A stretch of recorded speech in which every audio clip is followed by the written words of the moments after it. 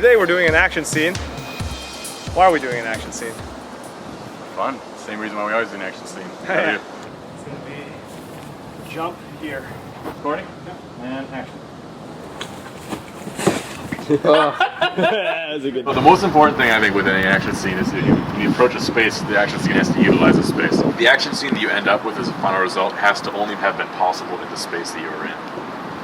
Because otherwise it's just two guys standing and shooting at each other, and you could do that anywhere, yeah. But like the first step is always to like look at the, walk around, look at the space you have, and see how you can utilize that space. So we basically have sort of loading dock thing on this end, and then over here you have the staircase, and then behind the shipping container. But there's a lot of empty space here. So we came up with the idea of like, okay, when we go from the shipping container to the stairs, and then from the stairs, using the rifle that I pick up, running through this way, and then we cross this ground really quickly.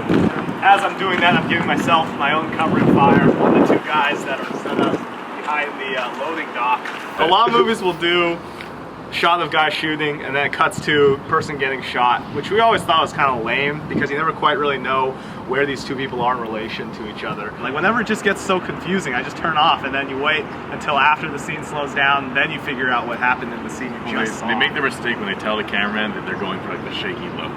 We want the shaky like documentary. The shaky look is so bad. The only shakiness should come from the fact that the cameraman has to be hauling himself around in order to get the shot. And one of the biggest problems why action's so incomprehensible is that everybody cuts it into real time. So it has to be like, okay, this happens, this happens, this happens, this happens. When you look at John Woo and those guys, they'll do cutbacks, or they'll repeat a scene, or they'll do a freeze frame.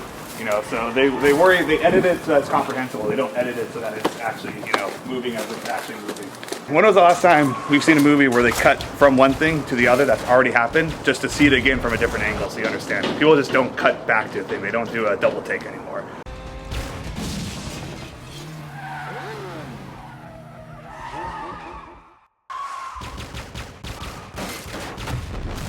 So we're talking to you after we shot our little action movie, and hopefully we sort of communicated what this place looks like, and it was kind of cool, and hopefully better than 99% of the crappy action movies that are out there nowadays too. If you have a camera and have some friends and some free people, why not try it yourself?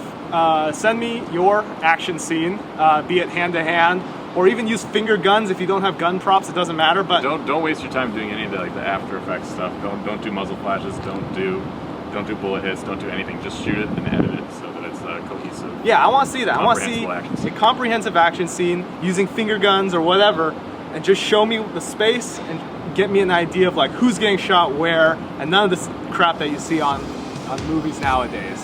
I think you guys can do better than that. I want to see it. Send it to me.